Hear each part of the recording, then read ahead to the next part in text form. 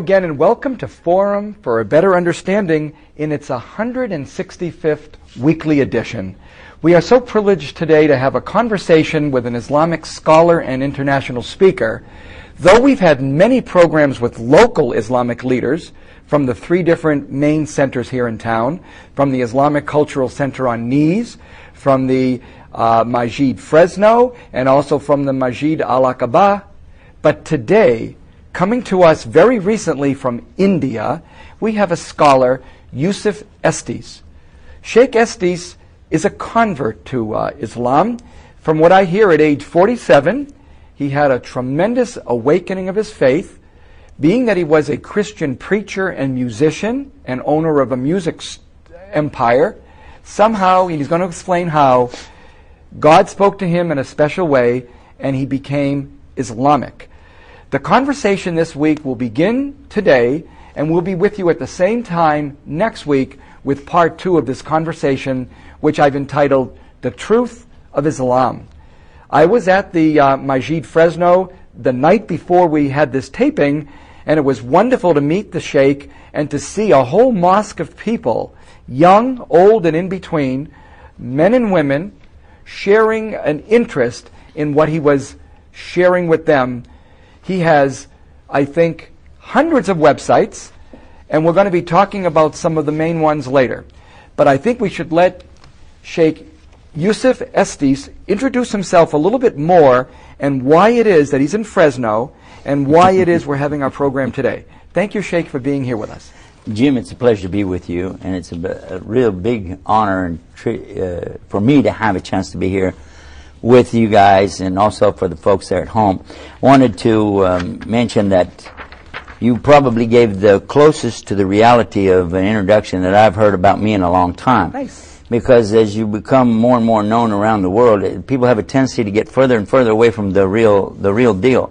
I've heard myself introduced to the extent that when I'm sitting backstage listening to this introduction going on, and I'm thinking, who is coming out? And they say, here he is, Yusuf Estes. I go, that wasn't me. But you said you got the age right, you got the background right, everything. The only thing I will take exception to the empire. Oh, yes. I want to play that down a little bit. We will play. He's not an emperor.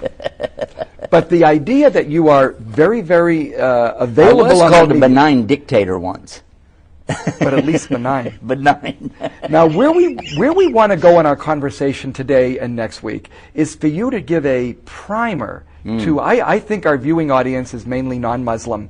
So why don't we begin with this topic of Islam in life and society, and let me throw out some words to you, okay, and let you either do a etymology of it, a bit of an anecdotal comment, a bit of a reflection, whatever you'd like to open up the concept. Allah, the main thing we need to learn from the Islamic community. Tell us about Allah. Can I ask you a question? I like to play both ways. Okay? Oh, thank you. You know, we have our show too, so because I don't have a chance to get you to Texas to do our show, so I'm gonna we'll flip it back and forth. Fair? Fair enough. Cool. Now, may I ask you a question? Do you know any Arabic? Very, very little. Okay. A few words. 5 words. Okay. So, what the word for the word ilah from Arabic, ilah, is the equivalent of the English word God. Ilah. Or El in Hebrew. El. Yep. You're familiar with that? El. Okay, God. so, yeah, that's God. So, if we have a word, ilah, and it means God, now I'm going to ask you, we have a word Allah, what do you have to equal it? And you can look through the bag of tricks and you're never going to find it. I went to a lecture and I heard from the presenter that there is no word. The problem is in English. We have no word in English. Who said that? That would be Shaikh Yusuf Estes. I heard him in a talk last night, actually. Where'd you guys get this guy? So the big problem is in English. We don't have the word. For Jews and Christians and Muslims, all of us are suffering from a deficiency in the English language because it does not appropriately present what was said in the manuscripts. If you go back to the Hebrew and try to bring it to English, you've always got a problem. If you go back to Aramaic, you've got a problem. If you go back even to Koine Greek, you've got problems because these languages are rich. and they bear fruit when you speak, and the poetry is so excellent. And when you bring it to English, to a word that was actually ghud, it was ghud. That was what it was. That's how they pronounced it, and that just had to do for everything. So, actually, God is something worshipped, a deity, which could be a rock, a stick, a stone, a bone. That could be worked into poetry, by the way. We'll think about that. Anyway, so you got this for deity. All right. But when you say Allah, that's His name. And it's unique in that it can't be made plural, nor can it have gender. No. Now, this is cool because, especially for the women who say, how come the Bible is written from a man's point of view? Well, it's not really. The Bible wasn't written from a man's point of view. When God sent revelation of the Bible, what He was sending down was from Himself. But He even says He Himself about Himself because He doesn't call Himself it. No. But God's not having, male characteristics, let's leave it at that, nor female. No. He's way beyond that, above that. And so when we get that in our mind, then the other thing you might say, well, we find in Hebrew and we find also in Arabic, in the Quran and in the Torah, this reference to we and our and us. That's right. But this is the royal plural like the king or the queen uses. So it's not really God saying me and my army or me and my buddies. I'm going to have a, some kind of a director's meeting tonight with my guys, or, it's not like that. So Allah is the name of God, and it's also the name used by Jews and Christians who are Arabs. Yep. That's all it is. Following on that, how would you summarize for us a Muslim's relationship with God? Sometimes we think it's very important to know in a faith, do they find God judge? Do they find God merciful? Do they find God advocate? Do they find God a defender? What is the relationship mostly that Muslims feel for their God? Let me throw something at you and see how it sets. If somebody recognizes there is really a deity, a God, and even if they're not sure who is he and what is he and so on, but they recognize all this didn't come about by any accident. Therefore, there must be a God. There's a creator, a sustainer. Somebody's taking care of me. I have a thought, I need something, and then somehow it just pops up. Now, how can that keep happening, So there's something out there. And what should be my relation? My relation should be what? And if they determine that they want to surrender themselves over to the Lord, and they want to submit to any commandment or authority, submit to the authority of the one above, and they want to obey any injunctions that He might offer, and they want to do this sincerely and in peace. Does that sound good? That does. It sounds like Islam. Well, that's what the word means. All of that in that one word. I couldn't have said it better myself.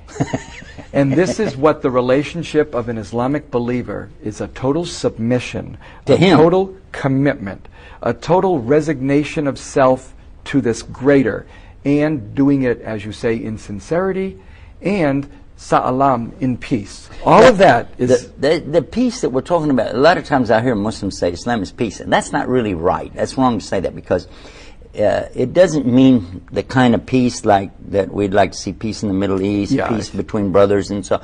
But this is a kind of peace that you have in your life, that no matter what is sent to you from Him, you're in peace. Now, there's two extremes here. Suppose somebody has all of the material things that come at them very fast, like winning the lottery or something like this, and then said, oh my God, and go crazy, right? So that's not peace. So if I was given these great riches and wealth of this world, but to be in peace and say, this too shall pass. Yeah. This isn't going to be forever. Then the other side of it, that when these calamities and disasters come to a person, but they're in peace with it, and they say, this too shall pass. Yep. That's the middle road that we're looking for. Yep. Now, whoever does this would be called an Islam-er, because that'd be the verb. Yeah. Yeah, Islam or Aslama, and then he's an Islammer. Well, we don't use suffixes in Arabic language. We use prefixes for the verb. So instead of like walk, talk, think, stink, like that. Sorry. Anyway, they use the prefix mu. So it would be mu'adhin, the one who calls the prayer, musafir, the one who travels, and mu-Islam, Muslim. Wow, that's where we get Muslim. Yeah, but say Muslim. Muslim. Yeah, don't say Muslim. You know why? Those are the detractors That's right. of Islam that called them Muslim because Muslims. it actually means wrongdoer. Mazlum. Mazlum We means used to the see it wrongdoer. printed Muslim. On purpose. Now we see it much more Muslim. Interesting. Muslim. And Mu, say mu. Mu. Slim. Slim. Yeah, like a slim cow. Muslim. Muslim. Speaking of the next thing on our topics, we're on to topic 3 of 50, so we have to go fast. This book, the Koran, could you introduce us to what the Koran is for those of us who only know the Bible? Tell us about the Koran. Well, when you hold it like that and say Quran, it's not really oxymoron, but it doesn't really make sense. I'm going to tell you why. Because what you have in your hand is a kitab. That's a book. Okay? It's not Quran. You can't hold Quran in your hand. Why? Quran means that which is being recited. Reciting. Yes. So it's like holding up a hymnal and saying this is music. No, it's not. It represents music when you put it down and start playing it. But as long as you're holding your hand, it's just a book of paper. As soon as you start singing the song, it becomes music. But when I was in the music business, we'd say, where's your sheet music? It's over there. It's not really sheet music, a sheet of music. That's funny. See, do you catch that? But we've used it so long, nobody could ever separate the word sheet and music and say anything other than, yeah, it's this. Yeah. But in fact, that's the same problem we have when people say this is Quran, and it's not. Because Quran says in it that Allah will preserve it, and nobody can even touch it. It says right in it, nobody can even touch it except the pure, which are the angels. And you say, well, you just touched it, and I just touched it. I'm no angel. So how did that happen? Well, because this is not really the Quran itself. It represents something that's with Allah. It's His speech. Quran means God's recitation. He recited it. The angel Gabriel heard it, and then he passed it to the Prophet Muhammad, peace be upon him, just as he did with Moses and Abraham and Jesus, peace be upon all of them, before. Revelation came to them by way of this angel Jibril or Gabriel. And then what they heard, they recited, their companions recited it and passed it down. On the other hand, people who want to say, I read in the Quran, or it says in the Quran, does any of that have any pertinence, that there are texts in the Quran? So maybe my question would be, given that the Quran is the recitation of God's word to us, how is it, what is in this recitation of this gift from Gabriel? I feel like I'm giving you a hard time. No, this is great for our audience to appreciate. I didn't mean to get too far off, because you're right in what you're saying. I just was trying to make it small. No, this is good. Almost trivia. I'm sorry. Because actually you are exactly right in what you're saying. I say it all the time. I read in the Quran this, or I heard this and that. But for sure, one thing that nobody should say is that I read in the Quran, God said that He is one, for instance. Why? Because that would be English words. Right. And the Quran is only Quran in Arabic. It has to be in Arabic to be Quran. When you translate it, you're not having Quran anymore. What you have is an opinion of somebody who heard something and tried to tell you what it meant. Not God's words anymore. Now, we are sometimes thinking in serious scholarship, you must go to the original text, be it Hebrew or Greek. You said sometimes? Meaning, a lot of people are still very comfortable with their translations. But in the Islamic world, they are not comfortable. Would not accept it, totally and completely unacceptable, even if you gave meaning of it in Arabic. I think we have a call from someone on a message about this show. Let's see if they wanted to ask us something.